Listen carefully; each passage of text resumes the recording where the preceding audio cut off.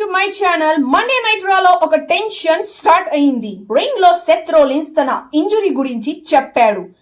నేను ఇంకా రెడీగా ఉన్నాను, ఈ ఫైట్ నేను ఆపలేదు అని. అప్పుడే సెమీ జైన్ ఎంట్రన్స్ ఇచ్చాడు. సెమీ సెత్ ముందుకు వచ్చి ఫ్రెండ్లీగా మాట్లాడుతూనే ఉన్నాడు. తన డ్రీమ్ గురించి చెప్పారు. వరల్డ్ హెవీ వెయిట్ ఛాంపియన్షిప్ కోసం ఫైట్ చేయాలి అనుకుంటున్నాను అని. కానీ సెత్ రోలిన్స్ సీరియస్ ఎక్స్ప్రెషన్ తో స్టాప్ చేసి సెమీ జైన్ ని వార్నింగ్ ఇచ్చాడు. సెమీ ఇక్కడి నుంచి వెళ్ళిపో, రా వదిలి వెళ్ళిపో అని. సెమీ కన్ఫ్యూజ్ అయిపోయినా ఇంకా రియాక్ట్ చెయ్యలేదు.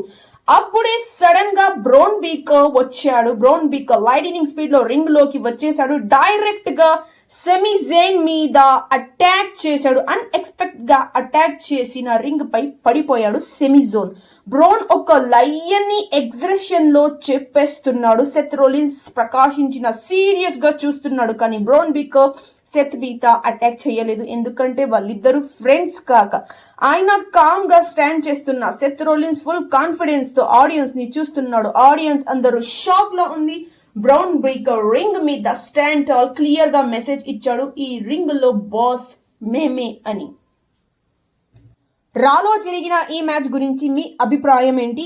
కింద కామెంట్ బాక్స్ లో కామెంట్ చేయండి. అలానే సెమీ జైన్ రా నుంచి వెళ్ళిపోవాలా లేదా వద్దా అనేది కూడా తప్పకుండా కామెంట్ బాక్స్ లో కామెంట్ చేయండి. ఈ నెక్స్ట్ వీడియోలో మీకు ఒక ఎక్సైటింగ్ ప్రిడిక్షన్ చెబుతాను. 2007 లో జాన్ సీనా మరియు రాండీ ఓర్టన్ మధ్య ఎపిక్ బ్యాక్లాష్ టైటిల్ మ్యాచ్ జరిగింది. కానీ ఫ్యూచర్ లో ఈ రెండు సూపర్ స్టార్స్ ఇంకోసారి క్లాష్ అవ్వడానికి ఛాన్సెస్ ఉంటే దాని గురించి చెప్పడం. ఇప్పుడు మనం ఫ్యూచర్ లో ఈ మ్యాచ్ జరిగిందా లేదా జరగబోతుందా అనేది చెప్పుకుందాం. 2007 లో జాన్ సీనా మరియు రాండీ ఓర్టన్ మధ్య బ్యాక్లాష్ లో ఏంటి ఇంటెన్స్ ఫైట్ జరిగింది అంటే, అందులో మేము అన్ని చూడడం. ఓర్టన్ హీల్ టర్న్ చేసి సీనాని ఛాలెంజ్ చేశాడు. వాళ్ళ ఇద్దరి గురించి చెప్పారు. WWE ఫ్యాన్స్ కి ఎపిక్ మూమెంట్ ఇచ్చారు. కానీ ఫ్యూచర్ లో ఈ రెండు లెజెండ్స్ ఇంకా ఒక్కసారి క్లాష్ చేయాలంటే ఇప్పుడు వాళ్ళ రివెలరీ ఇంకొక చాప్టర్ స్టార్ట్ చేయడమే. వాళ్ళు ఇంకా ఒక టైటిల్ మ్యాచ్ కోసం కావచ్చు. బ్యాక్లాష్ లో మరొకసారి బ్యాటిల్ అవ్వచ్చు. సీనా టైం ని బ్యాటిల్ కి ఇంకా చాలా స్ట్రాంగ్ గా కనిపిస్తుంది. ఫ్యూచర్ లో రాలో సీనా అండ్ ఓర్టన్ మధ్య ఒక intense back and forth action వచ్చే ఛాన్సెస్ ఉన్నాయి. Orton's mind games, Cena never give up attitude, ఇది ఒక big big big planned and unpredictable match ఉంటుంది. ఇమాజిన్ చేయండి, Orton's RKO, Cena's attitudes adjustment, ఇంకా చాలా power moves will make this match even bigger than 2017 encounter రాలో. ఈ match happening అనేది fans కోసం, కానీ ఇప్పుడు వాళ్ళు క్లాష్ అయితే అదే definitely be a big match to remember. 2025 లో మ్యాచ్ జరిగితే క్రౌడ్ అంత ఎనర్జైజ్డ్ ఉంటే సీనా మరియు ఓర్టన్ మధ్య ఏది అన్ప్రిడిక్టబుల్ ఫైట్ ఉండదు. అదే సస్పెన్స్ ఉంటుంది. సీనా ఓర్టన్ టూ లెజెండ్స్ బ్యాక్లాష్ లో నెక్స్ట్ చాప్టర్ స్టార్ట్ చేయగలరా? ఇదే టైం ఇదే ప్లేస్. కానీ 2007 లో జరిగిన ఈ రెవెలరీ ఇన్ ఫ్యూచర్ మరియు ఇంటెన్స్ యాక్షన్స్ తో రిటర్న్ అవ్వగలదా? మీకు ఈ రిమ్యాచ్ గురించి ఏం అనిపిస్తుంది? కామెంట్ చేసి చెప్పండి. మేము ఇంకా చాలా వీడియోస్ చేయడానికి రెడీగా ఉన్నాం. ఈ వీడియో నచ్చితే సబ్స్క్రైబ్ చేయండి, బెల్ ఐకాన్ ని ప్రెస్ చేయండి. ఇంకా మరియు నెక్స్ట్ మ్యాచ్ గురించి మాట్లాడుకుందాం. సెపెనీ వ్యాక్యో WWE NXT లో తన ప్రారంభం చేసింది.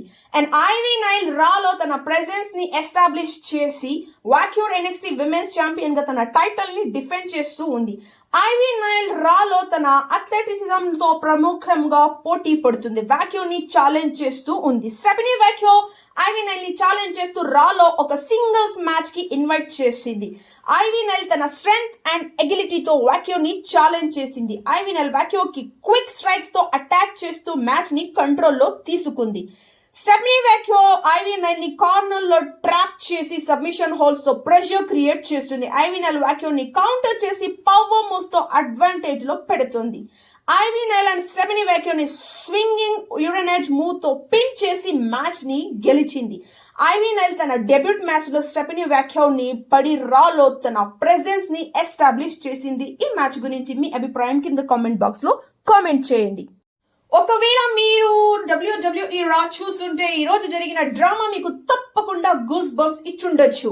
లైరా ఒకారియో రింగ్ లో గెలిచింది. తన విజయాన్ని జోరుగా సెలబ్రేట్ చేస్తుంది. ఆడియన్స్ అంతా తన పేరు పిలుస్తూ చీరప్ చేస్తూ ఉండగా అక్కడికి ఒక షాడోలా బెక్కీ లించ్ వచ్చింది. లైరాకి తెలియదు వెంటనే జరగబోయే తుఫాన్ గురించి. బెక్కీ ఒక పవర్ఫుల్ లుక్ తో రింగ్ లోకి దిగింది. చూడడానికి అనిపించింది ఇది సింపుల్ ఫేస్ ఆఫ్ అని. కానీ నెక్స్ట్ మూమెంట్ లో బెక్కీ లైరాని ఫోర్స్ గా పుష్ చేసి ఒక సాలిడ్ పంచ్ వేసింది. లైరా షాక్ అయింది, స్టేజ్ మీద బ్యాలెన్స్ లూజ్ అయింది. ప్రేక్షకులు అంతా ఒకేసారిగా అరుస్తూ ఓ మై గాడ్ అని పిలిచారు. బెక్కీ లైరాని రింగ్ కార్నర్ లోకి తీసుకెళ్లి మళ్ళీ అటాక్ చేస్తూ తన అగ్రెషన్ ని చూపించింది. ఇది ప్లైన్ రివెలరీ కాదు, ఇది ఒక వార్నింగ్ లా ఉంది. మన బెక్కీ లించ్ తన డామినేషన్ ప్రూవ్ చేయడానికి ఈ ఫైట్ స్టార్ట్ చేసింది అని అందరూ డౌట్ లో పడ్డారు.